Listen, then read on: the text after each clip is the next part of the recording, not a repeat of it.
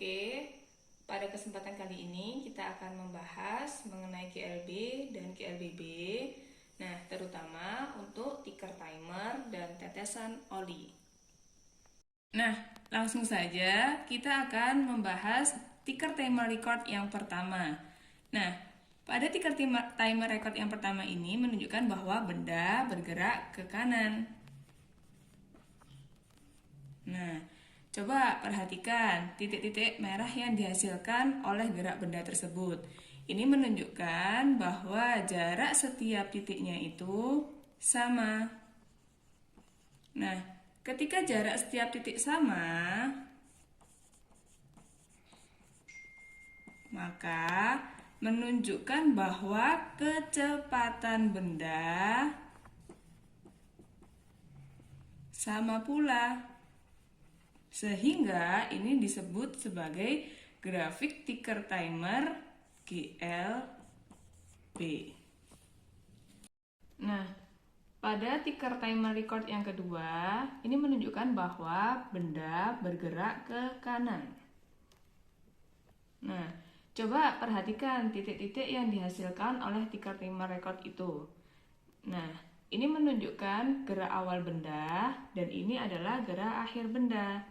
Nah, jarak titik yang dihasilkan di awal itu menunjukkan rapat. Dan jarak titik di akhir gerak benda itu semakin renggang. Nah, ketika titik-titik itu berada pada kondisi rapat menjadi semakin renggang, ini menunjukkan bahwa kecepatan benda bertambah.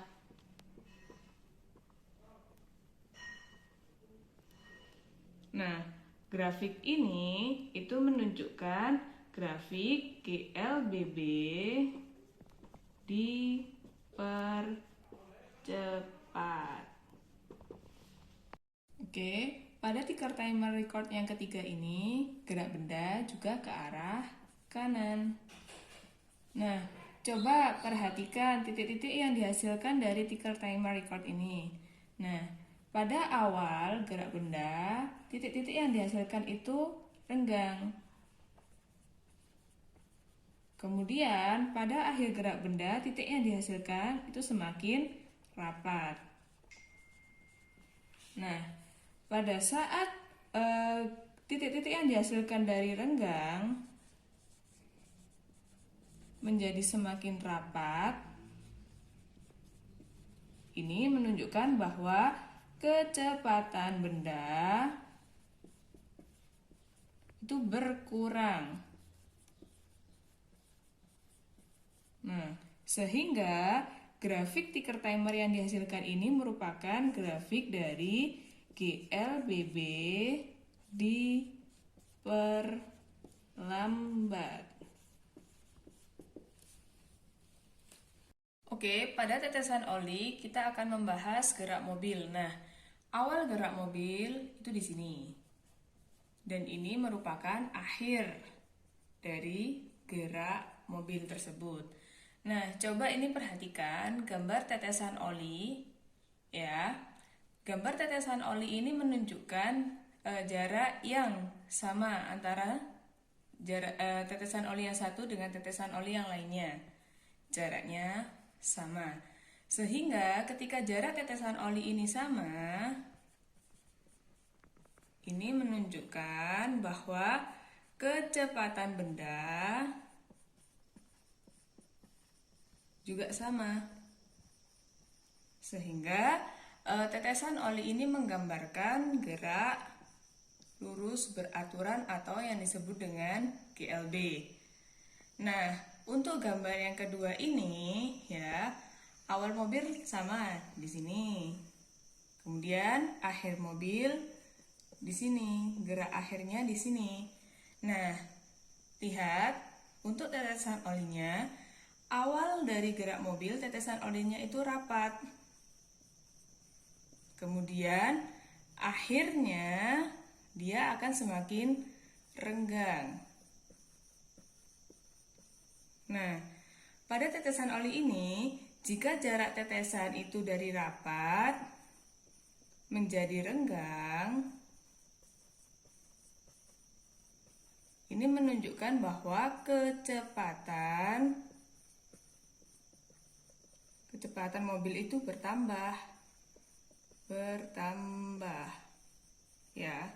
Sehingga gambar tetesan oli ini menunjukkan gerak lurus berubah beraturan dipercepat. Nah, untuk gambar yang ketiga, awal gerak mobil di sini dan akhir dari gerak mobil di sini. Nah, perhatikan ini. Jadi grafiknya, awalnya dia grafiknya renggang. Kemudian semakin menjauh, maka jaraknya semakin rapat untuk tetesannya.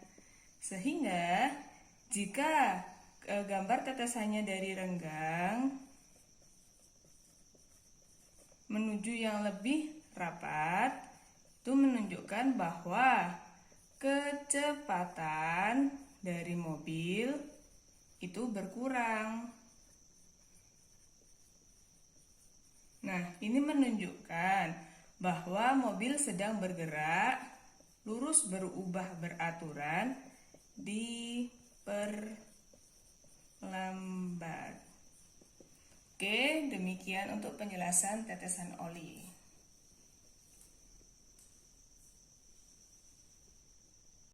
Oke, Miss akan menambahkan sedikit mengenai rumus gerak lurus berubah beraturan.